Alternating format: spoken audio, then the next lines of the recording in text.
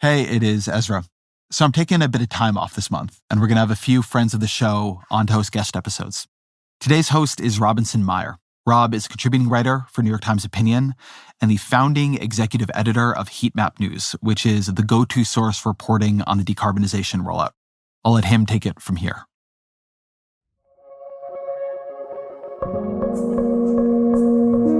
From New York Times Opinion, this is the Ezra Klein Show.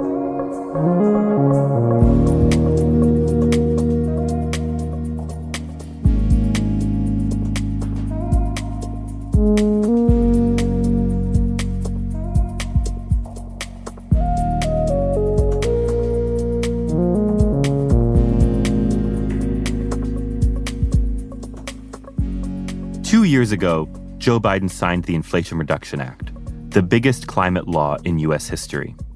Its goal was to revitalize manufacturing jobs and make U.S. industry competitive with China.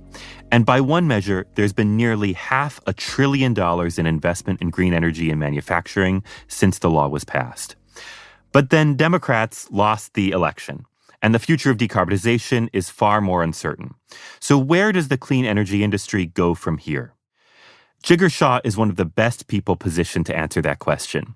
He spent years working in the private sector, leading companies that invented new ways of financing green infrastructure. And he's now the director of the Loan Programs Office at the Department of Energy. You're going to be hearing a lot about the Loan Programs Office, or LPO, in this episode. The LPO is supposed to help fund renewable energy projects that private sector lenders find too risky or meager to invest in. Its experts are supposed to identify promising new clean tech and turn it into something that can scale up, something you can actually buy and use every day. And because of the Inflation Reduction Act, its lending authority grew from $40 billion a few years ago to over $400 billion today. Ezra has talked a lot on this show about what it takes for the government to help America build abundance, to build new power plants, new power lines, new housing. And I think the Biden administration got closest to that aspiration through the team Jigar Shah leads. So I wanted to talk to Jigar about what lessons he's learned from the Biden administration's economic experiment. What worked? What are the trade-offs the LPO made? How does Jigar think about turning policy into products? And since this experiment is not over, where does clean energy go in a second Trump era? As always, you can email the show at ezrakleinshow@nytimes.com.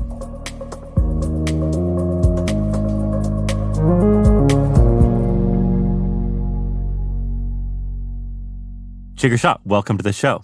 Oh my goodness. It's so great to be here. So I want to start here. Before we get into policy, Donald Trump has won the election. How screwed is the clean energy industry? Well, when you look at Trump's first term, the clean energy industry really found its own during Trump 1, right?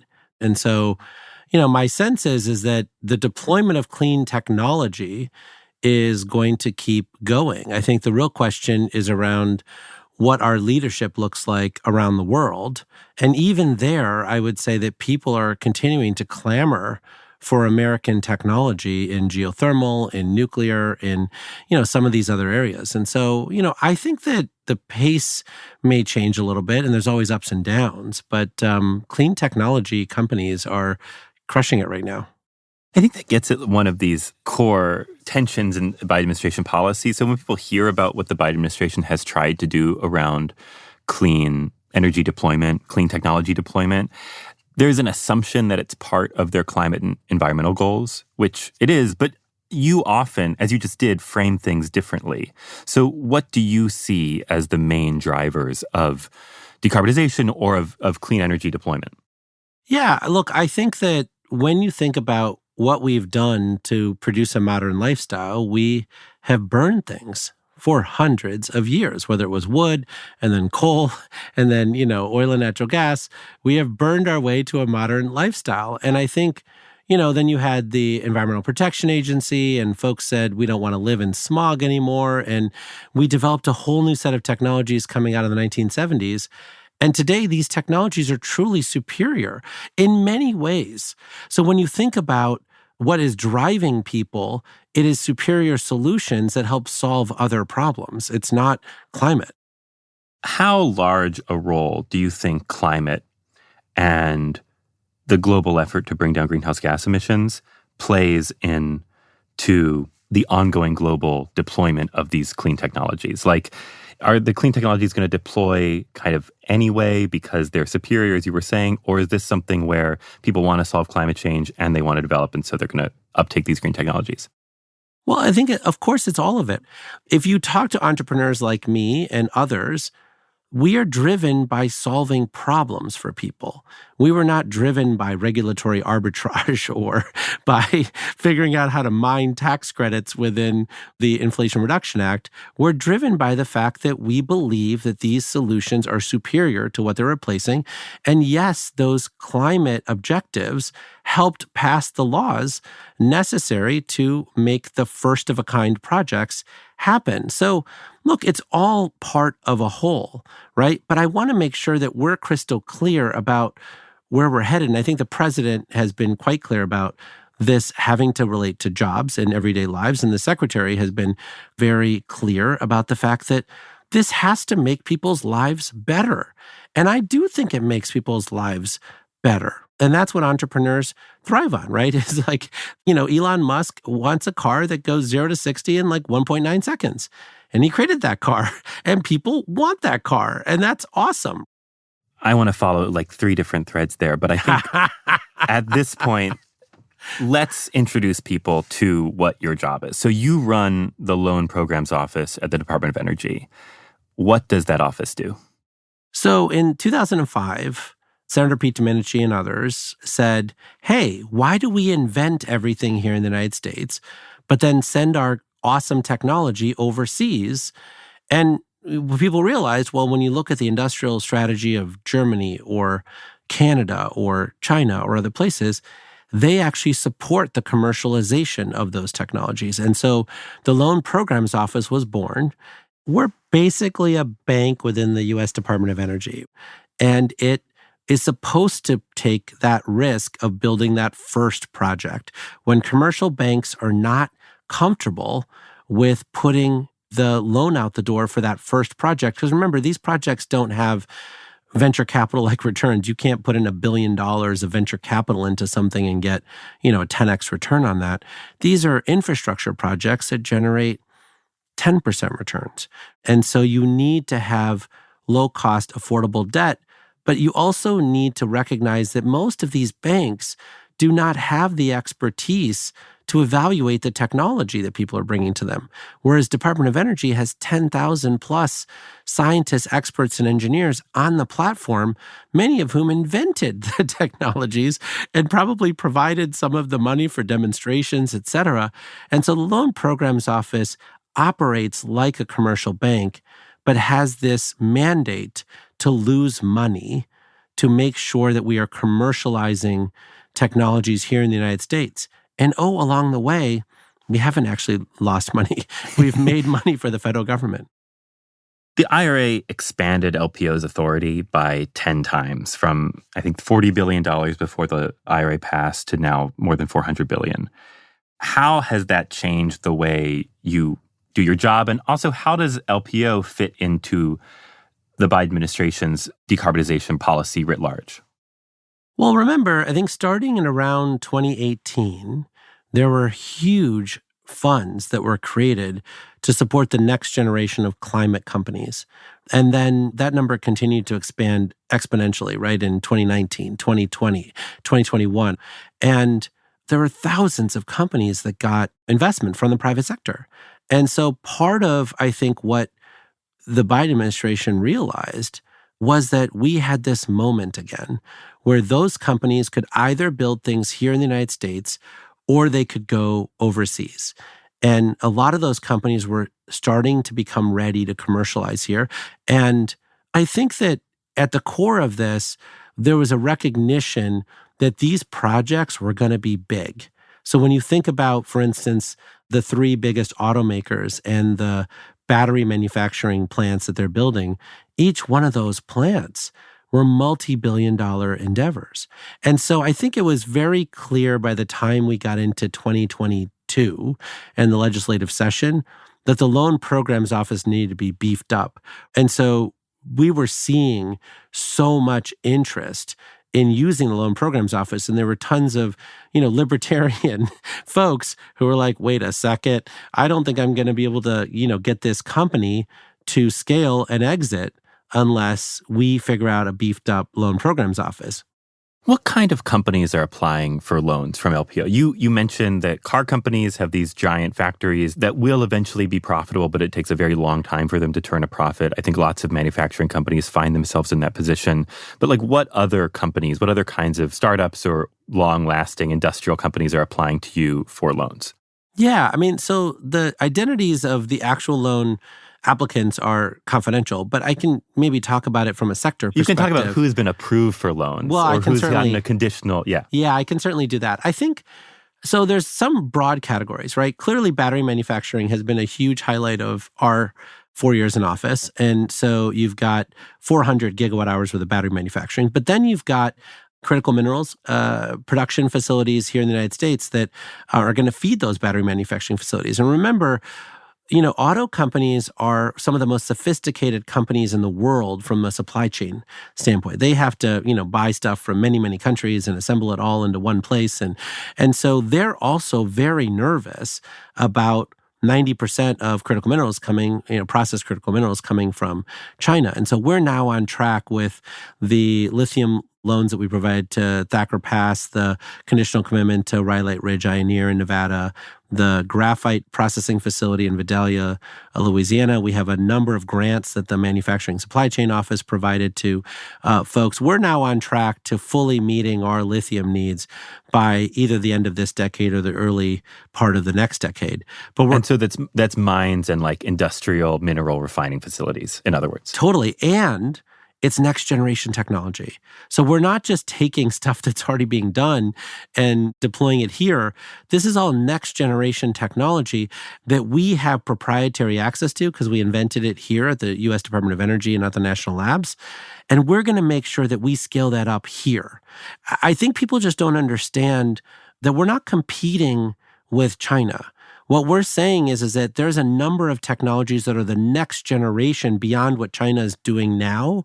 And so when you look at the next generation anode and cathode materials, the next generation battery separator materials, all of that stuff are things that came out of the Loan Programs Office and or, some of the other offices within the Undersecretary for Infrastructure. And I have no doubt in my mind that the very best long-range batteries in the world will come out of the U.S. by the end of the decade. And that is not something I could confidently say 4 years ago. And that doesn't even get to some of the other sectors like modernizing our grid or virtual power plants or other things. And so, today we have 212 loan applications across about 13 sectors seeking, $324 billion. Can you just lay out where you see LPO fitting into the bigger scheme of things in terms of the politics of Biden's agenda and where that intersects with private industry? Yeah, well, I think first we have to recognize that it's a team effort. When President Biden was on the campaign trail, his promise was that America was going to do big things again. This industrial strategy was part of his campaign, right? He went to people on Wall Street, went to entrepreneurs and said to them, I'm going to make it possible for you to do things in this country.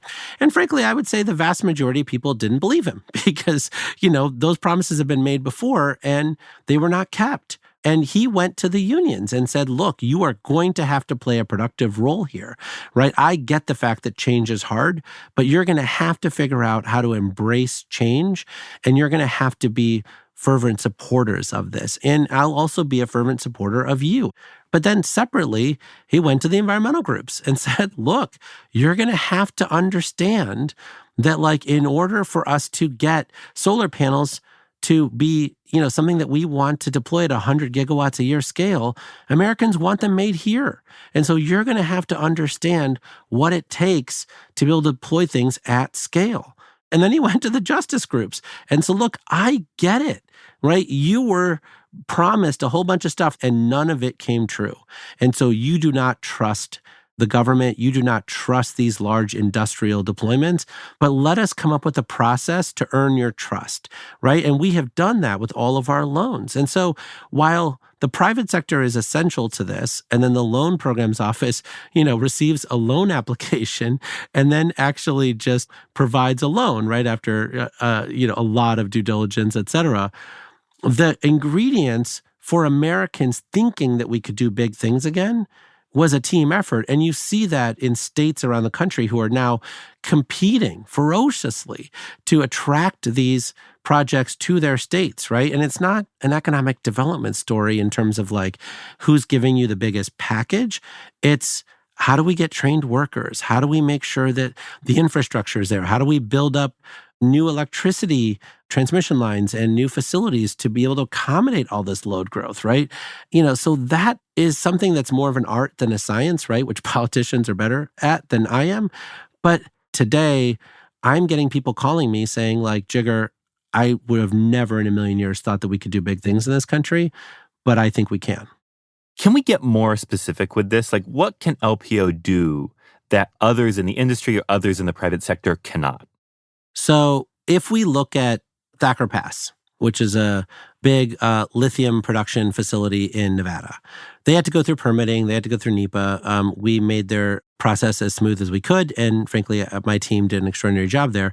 But the big thing is that, remember, when we came into office, lithium was very high priced because there was a shortage. But there's no shortage of lithium in the world. It was just the processing facilities were short. Since the market's been flooded with lithium prices have come down.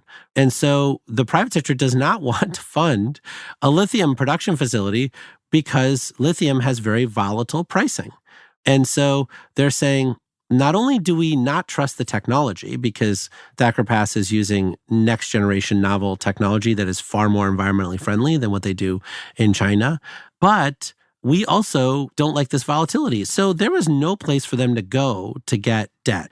But, when you talk to the big mining companies, they were like, well, we don't want to buy these guys. We don't want to use next generation technology. We want to use technology that's already been used for 10 years in the field.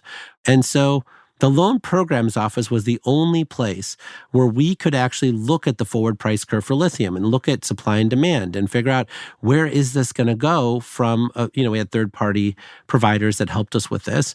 And how likely is this technology to work? Oh, very likely because we've actually been piloting it for over 10 years.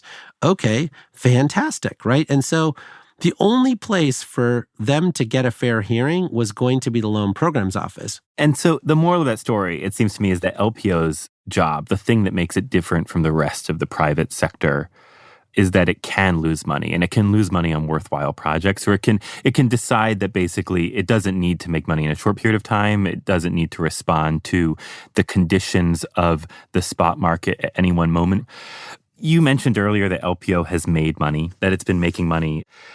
There's like two famous stories about LPO, which is that in 2010, it made a $465 million loan to Tesla.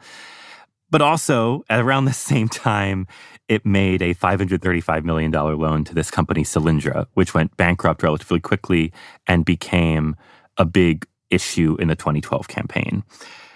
One question I've had about LPO for the past few years is like, the Tesla story is great. The Solyndra story is obviously haunts the office. Not anymore. Did we overlearn the lesson of Solyndra?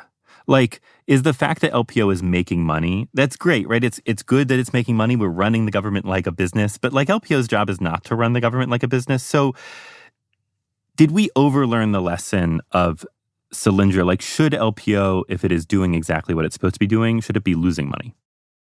Well, look, I think that right now there are so many companies who are deserving of an LPO loan. They have done their homework. They have made sure that they're meeting our threshold, which is that reasonable prospect of repayment, that we don't have to lose money, right? That the companies that come in are just so overprepared and so amazing that we're able to make smart choices. I think there were two big challenges with Solyndra, and both things we don't do anymore. The first is that the loan programs office put our money in first before the private sector folks put their money in. And that never happens now. And so we make the private sector money put their money in first, And then we match it with our debt second. And so that makes sure that the project actually has enough money to be completed. The second is that Solyndra had real technology risk. And we don't take real technology risk anymore at the Loan Programs Office. If we think there's real technology risk, we have our partners at the Department of Energy demonstration programs give them a grant to demonstrate their technology first. And so those two things we do not do anymore at the Loan Programs Office. So we learned our lesson. We got a bunch of unsolicited advice and we followed it, which is great. In terms of the way that LPO should work and does work today, we estimate what our chances of losing money on every loan is. We reserve that amount of money into an account, right, which is held by the U.S. Treasury. Every year, we estimate whether that loan has gone up in risk or down in risk. The goal is to be accurate. The goal is not to over allocate money for losses and then not need it, right, because that's sort of just, money that could have been used to help other people. And I think we're really good at that today. In terms of the lesson learned, look, I would suggest to you that today, both Republicans and Democrats have never been more bullish on America's ability to do big things. When you look at just how aggressive Governor Lee is in Tennessee around pushing for nuclear supply chain and more nuclear plants, it's amazing. Or Governor Kemp in Georgia and all the wonderful stuff that's happening there, right? Governors around the country recognize that this is something that is essential to take their best and brightest people that have decided to, scale up a company in their state. This is the tool that they need. And it is so prudent because it doesn't really cost the federal government much compared to amount of loan authority and how much economic development it spurs.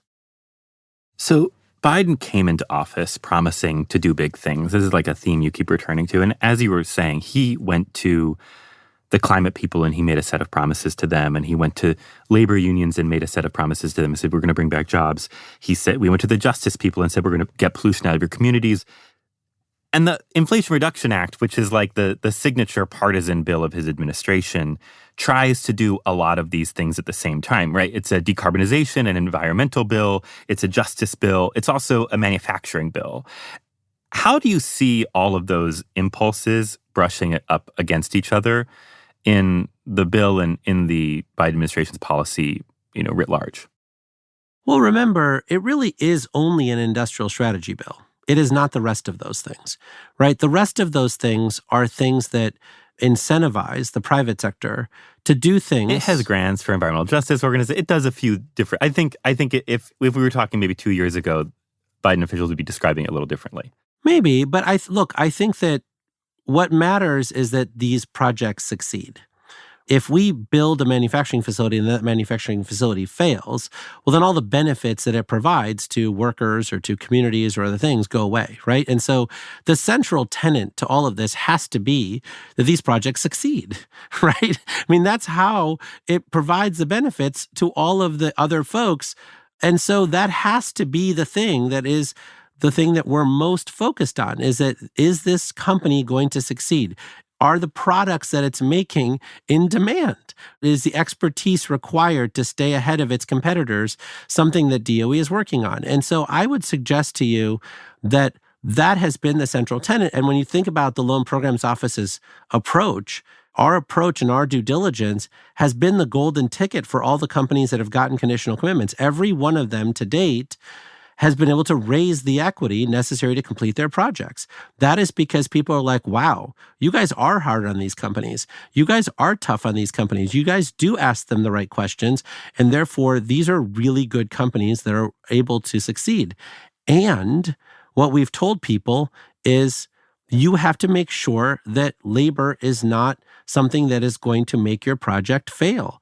Like, you need to hire people who are experts at their craft. You need to make sure that those people do the job right the first time. And people have done that because it has de-risked their project. And we've said, hey, it's great for you to talk to the community. We're not giving them a veto, but we are saying that, like, if you don't have a good relationship with the community, we're not really sure how you're going to get the changes to your permit that you're going to need in 5 years, or the expansion plans you want to do in 5 years, et cetera. So you should talk to them. And when it's been scary, we've facilitated the conversation. So people are like, oh, we were scared for no reason. These people actually do want jobs at this plant. They actually do want to have this plant in our community. This is not as scary as we imagined it would be. And so we have facilitated better conversations. But I want to be crystal clear, right, that none of these benefits remain unless these companies succeed.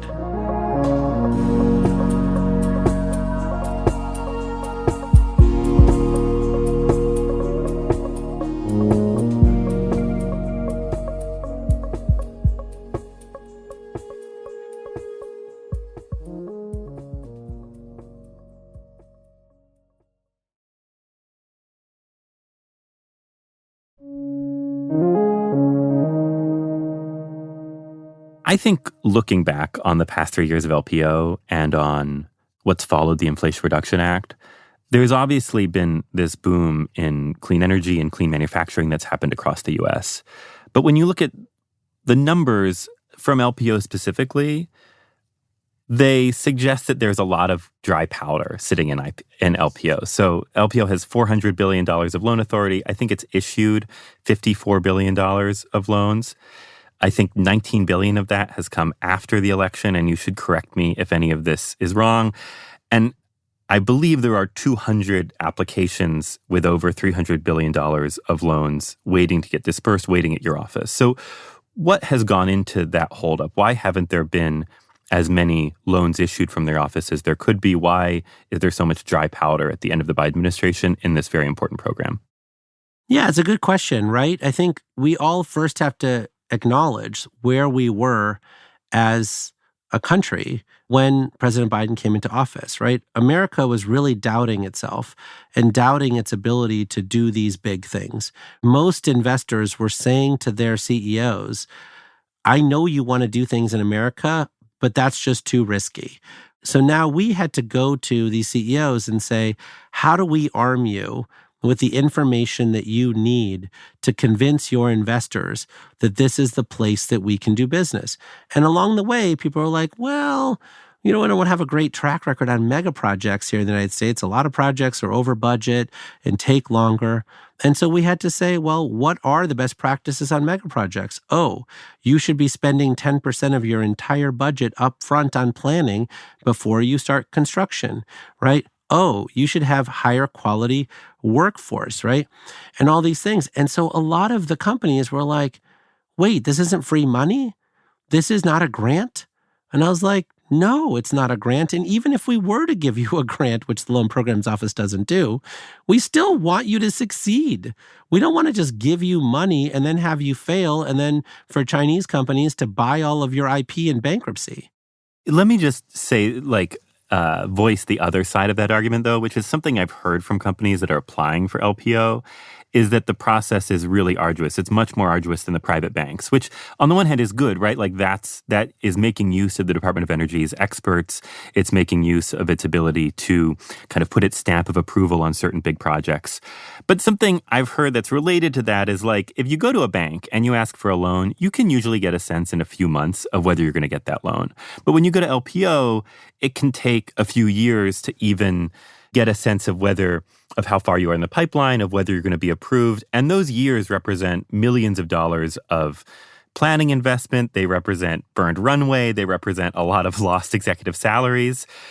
Was there too much process here to make sure that all of these loans were airtight? Which is it? Too much process? Or is Jigar pushing money out the door too fast? I think that when you do these billion-dollar projects, there has to be a level of sobriety around how hard it is to do these things. And I think that a lot of the people that came into the Loan Programs Office did not have that level of sobriety. Now, it's not my job to impose that on them, but it is my job to make them actually go through the checklist. And remember, if they thought that they could get private sector capital, they should. It is not the Loan Programs Office's job to compete with the private sector. So the only reason that they're going through the Loan Programs Office is because they can't get a loan from the private sector, right? And so let's be clear about the risk profile that the Loan Programs Office is expecting to take on, right? And so we want to make sure these things are successful. Now, what I would suggest to you is that the amount of time it took to get people through the Loan Programs Office in 2021 was a lot longer than today. Today, there are some people who come into the Loan Programs Office and are leaving with a conditional commitment within 7 months. And so it is a lot faster. Why? Because they're amazingly better prepared. They listened to some of the guidance that we've given people. They're like, oh, we can't just phone this in. We have to do real homework. Oh, okay. I guess we'll do that work. And now things are moving much faster than the Loan Programs Office.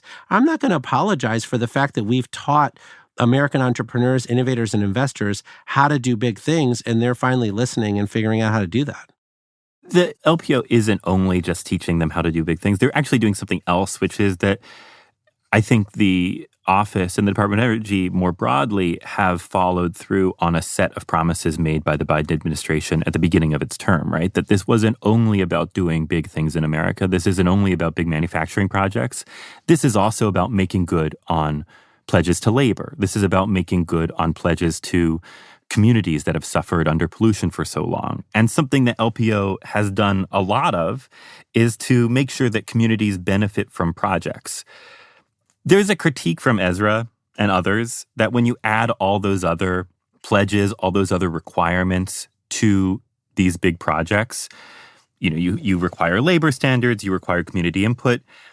It's not that those things are not worthwhile, but they slow the projects down. And it takes time to do the planning for all these different aspects of a project when what the ultimate end goal is making sure there's a battery plant. After running LPO for 3 years, what is your sense of it? And should we have the same requirement? Should we try to make all the same pledges next time? Well, to be clear, right, there were no requirements. I mean, the requirements for the Loan Programs Office is you have to pay Davis-Bacon wages during construction, and you've got to, meet some of the other statutory requirements around the Cargo Preference Act and some of that stuff, right? And so our projects were not required to use union. What we said to people is show us that the people that you're hiring actually have experience on building what you are building. And it turned out that most of those were union contractors, right? We also, by the way, if you talk to the unions, they didn't love me either because I was like, where's your marketing materials? What are you doing to promote the fact that you're reducing risk, right? We had a lot of tough conversations with the unions, and I think the unions are more competitive today than they were 4 years ago around how they win business, because we held them accountable too, right? And so, this is not something where this was a requirement. This is something where we said, we have low unemployment rates, right? This project is going to fail if the people you hire are not people who can actually do the skilled work that you are suggesting that you need in the loan application to Loan Programs Office. So this is a source of risk for us, right? On the community side, I'd say, a lot of the times our companies were led by extraordinary CEOs who were not focused on communities, not because they're bad people, but because they're focused on their technology succeeding. So they would outsource this work to their head of HR. But the head of HR would be like, well, let's put in a playground. And I was like, seriously? That's what you think the community needs? And so we would hold a listening session with the community and say, what do you need? And we would make the CEO and CFO come there. And it was clear that they had never met the community leaders before. They had outsourced this to the HR people. And when they met the community leaders are like, we have all these people in this neighborhood that are extremely impoverished that want to work at your factory, but there's no public transportation to get there. Would you put in a bus service to do that? And the CEO was like, hell yeah, of course we would do that. Why is this the first time I'm hearing about this? And then we looked at the HR person and say, why didn't you bring that idea to them? And so we facilitated the conversation. We didn't mandate anything. But once the CEOs and CFOs heard the request, they were like, these are eminently reasonable, and this reduces the risk of running my facility. I get where Ezra's coming from, and it was I think it was some article he wrote about a homeless shelter in San Francisco or something. But when you think about what we're doing here, these are infrastructure projects that have to last for decades and decades and decades. I just think that the notion that you would do all this stuff without being thoughtful is ridiculous.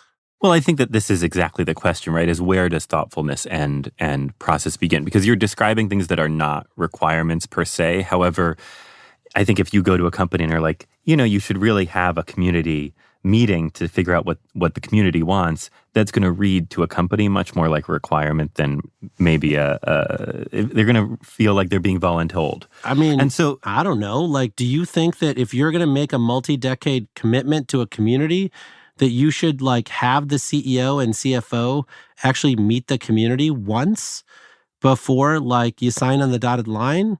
I don't know that this is a requirement here. I think we're talking about best practices. How would you get the dollars out the door faster next time then? I think today, American entrepreneurs and innovators are more prepared to do big things in our country today, and their investors are more prepared than they ever have been, right?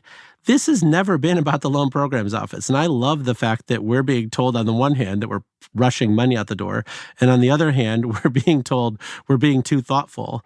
But this has been about applicants. We have an absolute threshold that Congress reconfirmed in the 2020 Bipartisan Energy Act that passed, saying you have to make these applicants meet this threshold, right? And so we have been working to get everyone to meet that threshold.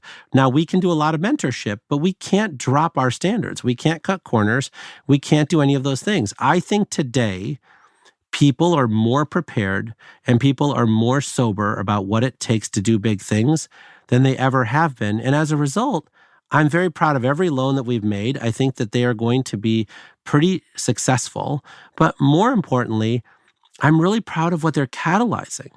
It took about 15 years from our first loans and on the utilities signing their first power purchase agreements with these solar farms for there to be full market acceptance of solar within, the big money centers from pension funds to others, right? I think we can cut that in half. I think we can do that in 7.5 years. And, for all of the executive salaries that we're burning by asking tough questions, I think if we cut their time to $1 trillion scale in half, that makes their companies more likely to become hugely successful and profitable. But it also means that the climate benefits faster from that scale. And so I'm proud of the formula that we put in place. And I really think that it's going to last the test of time, regardless of the president, regardless of administrations. I think this is something that American innovators and entrepreneurs recognize that they have to do if they want to be successful. Let's talk about some specific industries. I want to go back to this question in the context of the Trump administration, but for now, let's talk about some specific challenges we're facing in decarbonization. So more than half of LPO's deals since 2021 have gone toward EV or battery companies. And just last month, you announced a conditional loan to Rivian to build their giant mega factory in Georgia. What's the state of the EV market in America broadly? Look, I think that these are superior cars, right? Let's be crystal clear, right? If you want a performance car at an affordable price, that's an EV. Right. And so I think we entered office with maybe 500,000 vehicles or so sold in 2020. And today I think we're 4 to 5x above that number. So it's been a remarkable period of growth over the last 4 years. I think that today we are now at escape velocity on EVs, and people now believe that it's only a matter of time before this happens. I mean, both my in-laws and my parents just bought a plug-in hybrid, and they never drive over 34 miles a day. And so they are basically fully electric and they love it. And I think that when you think about where American innovation is headed right now, I think we're on track to meeting the goal of 50% EV sales by 2030 with EVs that were plug-in hybrid vehicles. The EV supply chain is so different from the conventional, internal combustion vehicle supply chain. And I think LPO has invested in nearly every part of it. So can you talk me through just the different parts of that supply chain? The battery section, the car, the charging network. Where do we stand on each of those sections? Yeah. So I think that we're not done yet. But I'd say that, we've got battery manufacturing, right? And now you've got the 30D tax credit. And so the 30D tax credit says buy your components to make those batteries from the United States, right? And so lithium processing, graphite processing, nickel, manganese. When you think about the battery manufacturing facilities that we're building now, all of them have already been future-proofed so that when those next generation technologies come in, they can immediately be inserted into the existing manufacturing process. There was a Bloomberg report earlier this month that China has gotten its EV battery costs below $100 per kilowatt hour. And that in climate tech and in the clean energy world, we've been talking about this $100 per kilowatt hour benchmark for a long time as the place where EVs and electric vehicles will outcompete internal combustion cars on price. Like, this is the mythical benchmark that we need to hit. It seems that China has now hit that mark. And if you look at their EV adoption figures, nearly more than half of vehicles sold every month now are either plug-in hybrids or battery electric vehicles.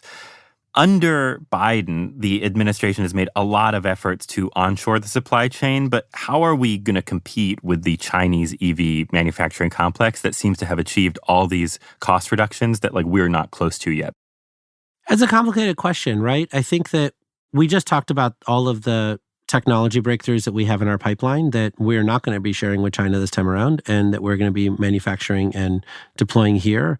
China has hit that price point by bankrupting their lithium suppliers, right? And so every lithium supplier in China is losing money and they have started shutting in capacity. So do I love the fact that the cost of batteries are lower? Yes, of course I do. But do I love the fact that everyone in their supply chain is losing money right now? Not really. It doesn't make me feel like this is a very stable supply chain that is going to be able to be trusted to build our next generation grid on top of, right? And so I think it's important for us to recognize that when we think about diversification, we think about national security, we think about global competitiveness, but we also think about figuring out how to make sure we have stable companies that can actually participate in the private markets, raise capital, do the things that they need to do to honor warranty claims, to honor all of the other things that we care about, right? And I sometimes think that the solar industry is the same, that we just champion these price points without thinking through, is this a price point at which we can actually build our entire electricity future? Maybe. But in some cases, I would say, no, we need to make sure that these are stable companies that can provide the maintenance, provide the warranties, provide all these things so that, we can actually build our entire modern energy infrastructure on top of it. What would happen to the investments that the Biden administration has made in battery chemistry and battery manufacturing and EVs themselves, like the big Rivian project in Georgia, if some of these policy supports, either on the manufacturing side or on the consumer side, the $7,500 EV tax credit, were to drop out? Well, look, I think that if you remove any of those policy supports, the question is, what do you replace it with, right? And so you can replace it with tariffs, you can replace it with other things. Now, that is a recipe for making things more expensive, not less expensive. But those are all policy choices. People can make those policy choices. But in the end, if these companies go bankrupt, what happened last time is that those technologies made their way to China. And so I hope that that doesn't happen this time around. I hope that people recognize that these are American technologies, that we invented them, and that we now need to make sure that they are supported so that we can actually make sure they flourish here in the United States, and then we can export them around the world, right? That has been the industrial backbone of the United States for decades. But, I think that if the policy support starts to fracture, well, then, these companies may end up being companies who are on the chopping block, and those technologies will go to the highest bidder. Something that the Biden administration and the Trump administration seem to completely agree on is that what we absolutely should not do is import a lot of cheap Chinese EVs, which, by the way, would reduce oil demand, would help our decarbonization goals. Why should the U.S. not do that? Remember that autos is one of the largest parts of our economy.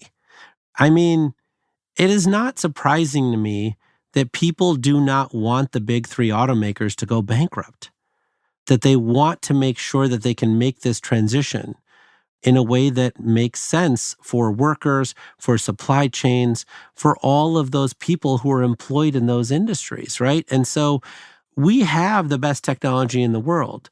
Our automakers have the ability to make this pivot, but they're going to need a little time. And so we need to make sure that in these really important industries that we're not outsourcing all of it to other countries, that some of it is a big part of it is being done here. And that includes steel manufacturing, aluminum manufacturing. I think it's important to our national security for them to be very domestic. In some ways, that feels like the most classic. I think throughout this conversation, you've rejected that some of these trade-offs exist, but this seems like the most classic trade-off that there is, right? In your argument, we should be favoring domestic deployment of these technologies over the emissions reductions of them, especially if they're coming from China. It just seems like you're taking a real hard stand on this particular trade-off. I'm saying that if you think about what it's going to take to decarbonize our grid by 2035, which is what President Biden has outlined, and our economy by 2050, you have to bring the American people along with you. And for them, importing every single thing we deploy here in the United States isn't going to work, right? That's just not going to work. And so we have to make sure that this is something that everyone is cheering about. And we can, because we have the best technology in the world. We haven't tried to do big things in these particular sectors in a long time, but we're doing them now. And I'm pretty sure that when we come back and talk about this in 2030 or 2031, everyone is going to be looking at themselves going, oh, yeah, we were a lot better than we gave ourselves credit for.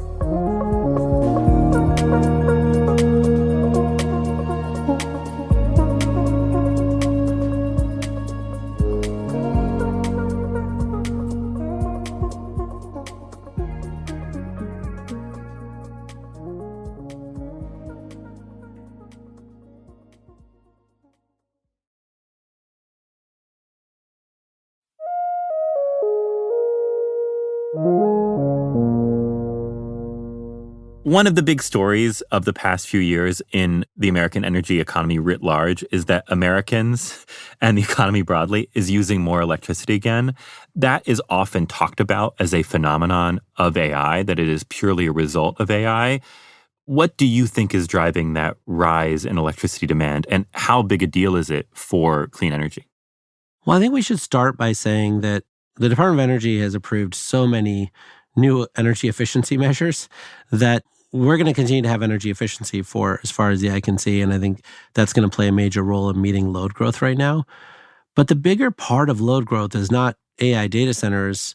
You know, I think people want to blame data centers, and data centers are important, but a lot of people want to store their photos forever of their children, right? And so they pay the extra $299 a month to do that stuff. And make no mistake, most of the load growth in the data center side is still cloud. AI is coming, but it's not yet the dominant thing that's going in. Most of it is light manufacturing, heavy manufacturing, EV, and, heat pumps and all sorts of other stuff, right? And so we have multiple solutions to load growth, but I think it's important to recognize that we have just had so much winning.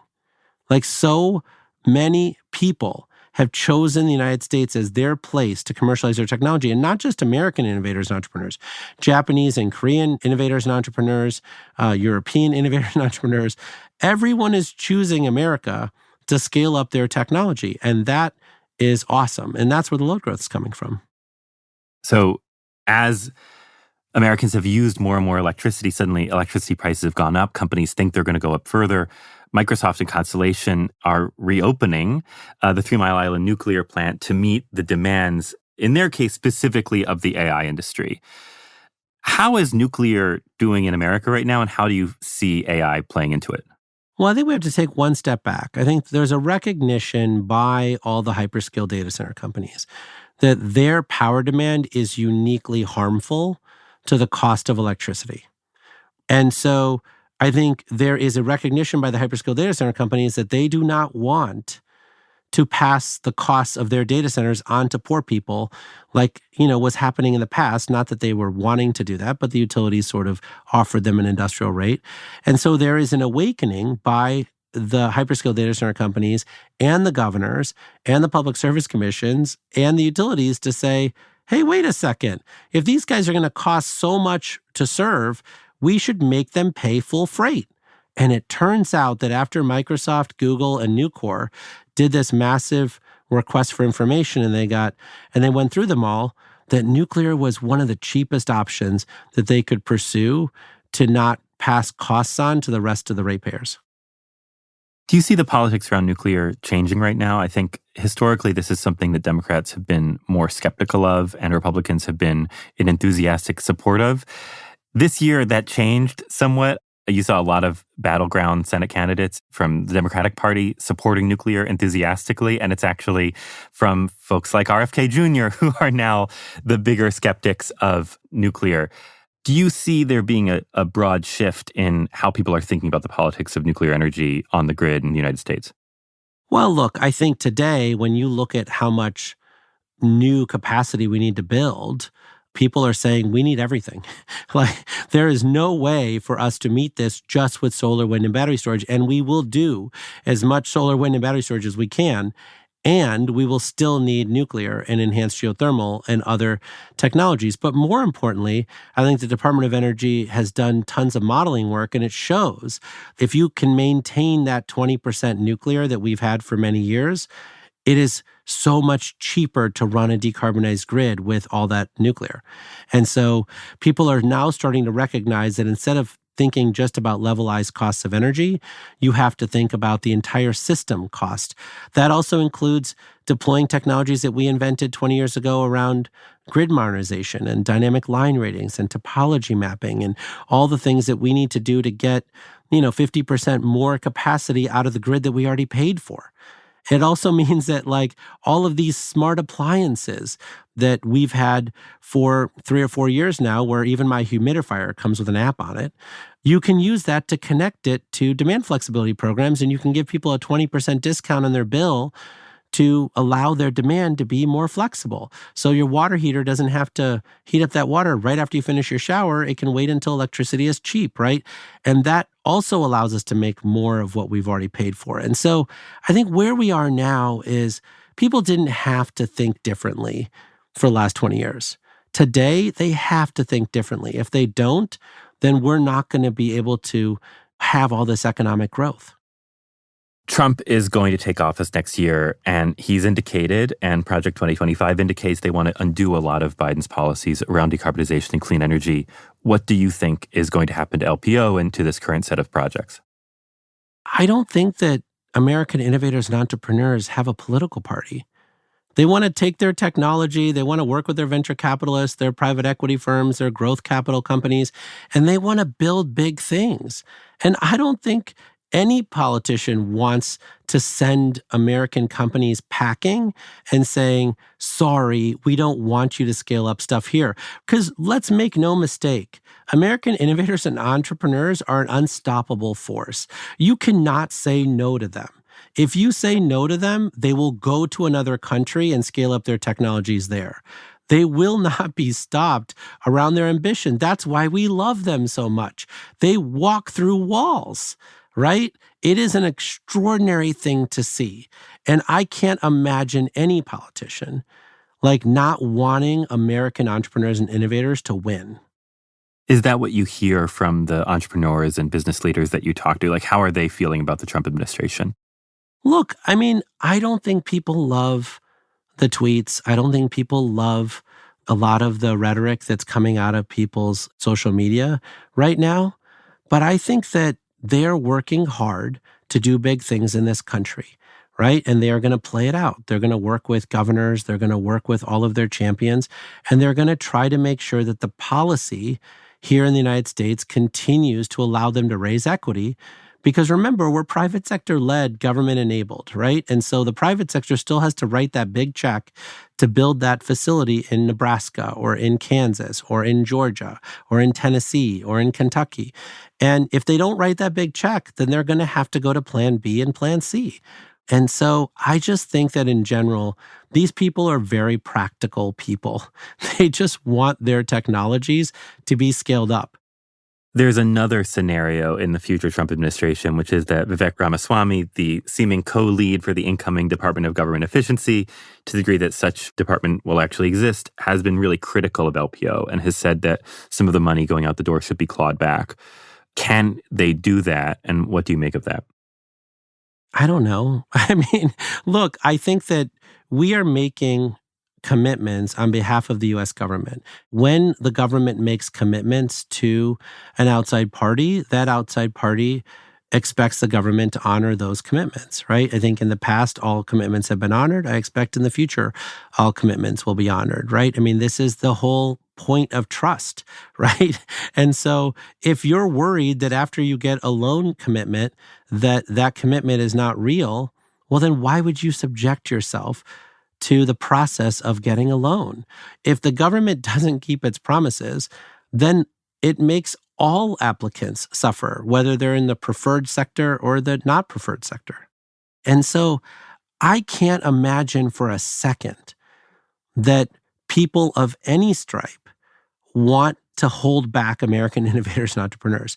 Like, they're going to fail, they're going to succeed. And frankly, we did not get a lot of blowback for the other loans that were done in a different way, like, when they failed. So we're going to have a lot more failures. That is why the government is supposed to lean in. But we're going to have so many successes. And I just think that that is something that we are so proud of, not just within the Biden administration, but the entire American public. They love bragging about how awesome we are at inventing new stuff. And pretty soon, they're going to be bragging about how we've all scaled it up here. I guess I agree with that Americans love bragging about this, but I'm not sure that their love of doing big things comes through the political system. For instance, Biden has tried to do a lot of big things, and Biden's party just lost the presidential election. And you really think that the presidential election was all about energy? I don't think it was all about energy, but I don't think it was about this stuff at all. I think Biden made a pitch to voters that he was going to bring back a certain type of American dynamism. We saw a lot of that in the economy, and then it wound up not mattering. It seems to me these trade-offs are pretty important, and it also seems to me that the way that political parties are set up right now, the set of incentives that they're acting under, are we really set up as a country to be able to do the big things that we want, and are we going to be able to get there? So let me say this a different way. We have unprecedented load growth in the United States right now. The tools that got us here are not going to be able to solve this problem in front of us. If we don't scale up new nuclear, if we don't figure out enhanced geothermal, if we don't figure out grid modernization, if we don't figure out virtual power plants, then we will not meet this moment and we will have to sacrifice economic growth. I do not think that anyone wants us to lose the AI race. I don't think anyone wants us to lose these manufacturing plants because we cannot interconnect them. And before you say, don't worry, we're going to do it with natural gas, you build as much of that as possible. It's not enough. And building new natural gas pipelines to all those plants is not, an insurmountable hurdle. And so we're going to need all these technologies to succeed. We need it to be able to meet this moment. And I just think that I can't even fathom that any president would say, I'd rather us not grow economically. What is your advice? If there is an LPO next year, what is your advice to that office's director, to the next LPO director? There will be an LPO next year. There will be an LPO. And we have 212 active loan applications seeking $324 billion. And my advice to the next LPO director is enjoy this extraordinary team that we were able to build. Enjoy the amazing people who have decided to interrupt their careers and move it here to the Loan Programs Office and to the Department of Energy. And dream big, do big, figure out how to help these American innovators and entrepreneurs realize their dreams. And final question, what are 3 books you'd recommend to the audience? Oh my goodness. I was supposed to be prepared for this. Well, the book that has forever changed my life is Nassim Nicholas Taleb's book, Fooled by Randomness. I read it before I started SunEdison a long time ago, and it reminds me today that like all the things that people take credit for, a lot of it was luck. And it's important to figure out luck versus, what you actually did. The second book would be What If We Get It Right by Ayanna Elizabeth Johnson. And she is such an inspiring person. I've had the pleasure to know her for years. And she's really attracted many of the brightest minds in the climate movement to really think through what this looks like and how this can be, really a positive world that we're going into. Because I really do think that getting this right is going to be an amazing future for all of us. And then the last book was I recently read Romney, A Reckoning by, I think, McKay Coppins. And I think that when you think about his journey, right, and the journey of many folks who just want to do right by people, who just want to make this place the best version of what America can be, I just think it's super inspiring. Jigar Shah, thank you so much for joining us on the Ezra Klein Show today. Thanks for having me.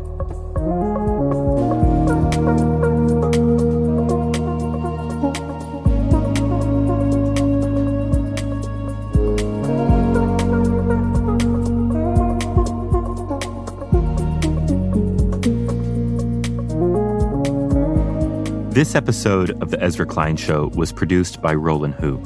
Fact-checking by Michelle Harris with Mary Marge Locker and Kate Sinclair. Mixing by Isaac Jones with Afim Shapiro and Amin Sahota. Our supervising editor is Claire Gordon.